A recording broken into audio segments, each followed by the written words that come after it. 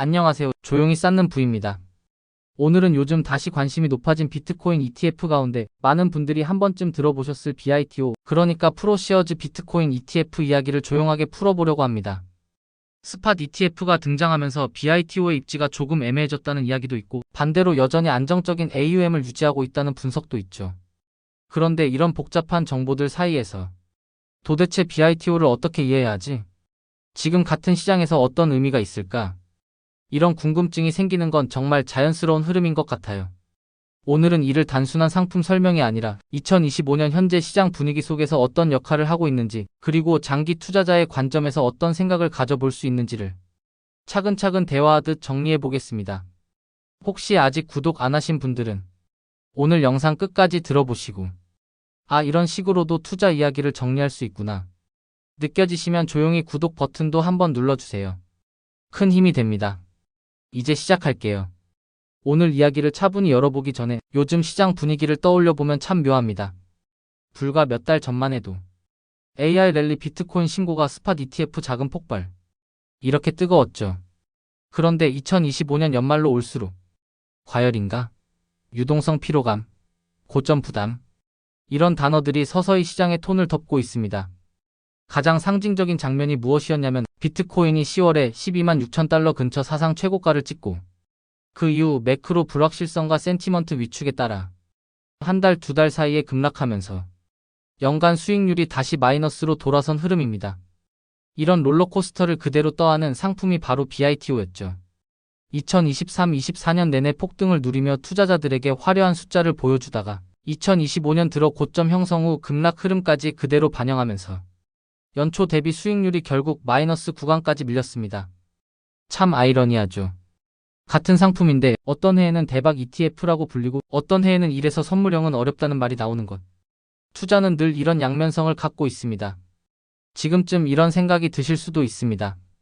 그럼 BITO는 원래 어떤 구조이길래 이렇게 움직일까? 이걸 아주 차분하게 풀어보면요, 핵심은 딱 하나입니다. BITO는 비트코인 현물을 직접 보유하지 않는 ETF라는 점. 펀드 안에는 실제 비트코인이 없어요. 대신 CME 거래소의 비트코인 선물을 통해 가격 노출을 가져갑니다. 현물 ETF IBIT, FBTC 등은 직접 비트코인을 사서 들고 있고, 관리보관 안전 규제 틀을 갖춘 반면 BITO는 선물 계약 롤오버를 반복하는 구조라서 장기적으로는 롤 비용, 즉 컨텐고 리스크가 누적될 수밖에 없습니다. 이걸 일상적인 표현으로 바꾼다면 싸게 팔고 비싸게 사는 일이 계속 반복되는 구조 라고 할 수 있습니다. 그러니 당연히 어느 시점에서는 현물 ETF보다 성과가 밀릴 수밖에 없죠. 특히나 2025년처럼 단기 고점 후 급락이 나오면 선물형 구조는 그 흔들림을 더 직접적으로 받아들입니다. 그래도 BITO가 많이 회자되는 이유는 무엇일까요? 첫 번째는 역사가 오래되었다는 점입니다. 2021년 미국 최초의 비트코인 연동 ETF로 출시되면서 드디어 규제 트랙 안으로 들어온 비트코인 투자라는 상징이 있었죠. 두 번째는 사용하기 쉬웠다는 점입니다. 선물 계좌 없이 그냥 미국 주식 ETF 사듯이 비트코인 가격에 노출될 수 있었으니까요.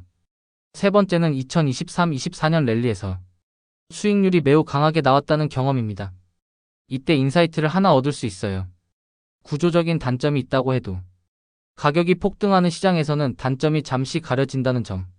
반대로 2025년처럼 시장이 진동할 때는 그 단점이 바로 드러납니다.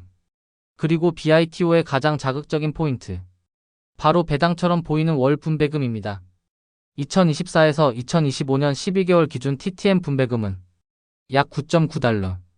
현재 주가 13달러대 기준으로 보면 분배 수익률만 놓고 보면 70%대처럼 보입니다. 숫자만 보면 말도 안 되게 높은 인컴처럼 보이죠. 하지만 이건 정말 조심해야 합니다. 이 분배금은 이자나 배당이 아니라 선물 포지션 청산 과정에서 실현된 이익을 돌려주는 것에 가깝습니다. 그러니까 ETF가 벌어들인 실현 손익을 투자자에게 넘겨주는 것이지 안정적인 수익원에서 나오는 배당이 아닙니다. 이걸 모르고 월 배당 70%? 이건 무조건 해야지. 이렇게 접근하면 정말 위험한 상품이 돼요.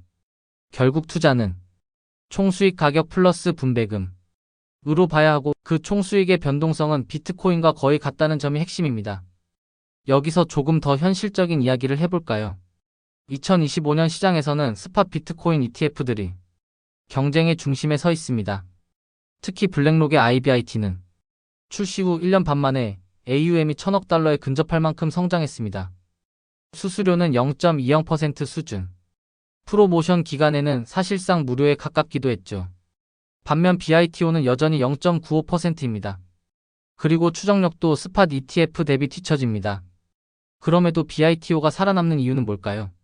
선물 기반이라는 특수성 때문에 스팟 ETF를 사용할 수 없는 기관 투자자, 선물 노출을 원하는 투자자, 혹은 현물 보관 리스크를 피하고 싶은 투자자가 있기 때문입니다. 그러니까 스팟 ETF가 등장했음에도 BITO는 사라지지 않습니다. 하지만 핵심 투자 수단에서 틈새 전략 상품으로 이동하고 있다. 이렇게 보시면 조금 더 현실적인 해석이 됩니다. 그렇다면 개인 투자자는 BITO를 어떻게 바라봐야 할까요? 한 문장으로 말하면 이렇습니다. 비트코인의 방향성에 노출되되 선물 시장을 직접 굴리고 싶지 않은 사람을 위한 상품. 하지만 여기에서 반드시 생각해야 하는 질문이 있습니다. 내가 BITO를 선택해야 할 만큼 스팟 ETF를 쓰지 못하는 이유가 있는가? 내가 감당할 수 있는 변동성의 범위가 비트코인의 변동성을 그대로 받아들일 만큼 넓은가? 분배금이 많아 보이는 숫자에 흔들려서 본질적인 구조를 간과하고 있는 건 아닌가? 이 세 가지 질문이 명확히 정리되지 않으면 BITO는 오히려 투자자의 심리를 더 많이 흔드는 상품이 될 수 있습니다. 이제 실행 이야기로 자연스럽게 이어가 보겠습니다. 요즘처럼 시장이 많이 요동칠 때 가장 흔한 실수가 무엇인지 아세요? 바로 정보가 많아질수록 행동이 흐트러지는 것입니다. 저 ETF가 더 좋아 보이네. 롤오버 비용이 있다는데 괜찮을까? 근데 분배금은 또 엄청 많이 나오네. 이렇게 생각이 복잡해지면 투자의 본질이 흐려지죠. 그래서 오늘은 아주 단순한 실행 메시지만 남겨드릴게요. 정한 날, 정한 금액, 정한 행동. 이 세 가지는 어떤 자산을 고르든 투자라는 긴 여정을 버티게 만드는 가장 단단한 구조입니다. 시장에 오래 남는 힘은 최고의 상품 선택이 아니라 흔들리지 않는 반복에서 나옵니다. 비트코인 ETF를 보든 미국 주식 ETF를 보든 또는 연금 ISA를 준비하든 지속할 수 있는 구조가 가장 강력한 힘이에요.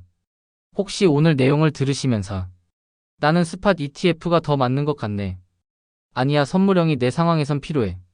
이런 생각이 떠오르셨다면 그게 바로 본인만의 원칙을 잡아가는 과정입니다. 오늘 이야기를 차분히 마무리할게요. BITO는 인기 ETF일 수도 있고 시대가 지나며 역할이 조금씩 달라지는 ETF일 수도 있습니다. 하지만 한 가지는 분명합니다. 투자는 상품의 본질을 이해하려는 노력 위에서만 마음이 편안해질 수 있다는 것. 여러분이 오늘 영상에서 그 이해의 토대를 조금 더 쌓아가셨다면 그걸로 충분하다고 생각합니다. 조용히 쌓는 부 마음이 편안해지는 투자 이야기.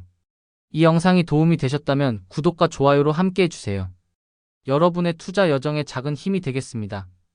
오늘 내용은 정보 전달을 위한 일반적인 내용입니다. 최종 판단과 책임은 투자자 본인에게 있습니다. 오늘도 조용히 쌓는 부와 함께 해주셔서 고맙습니다.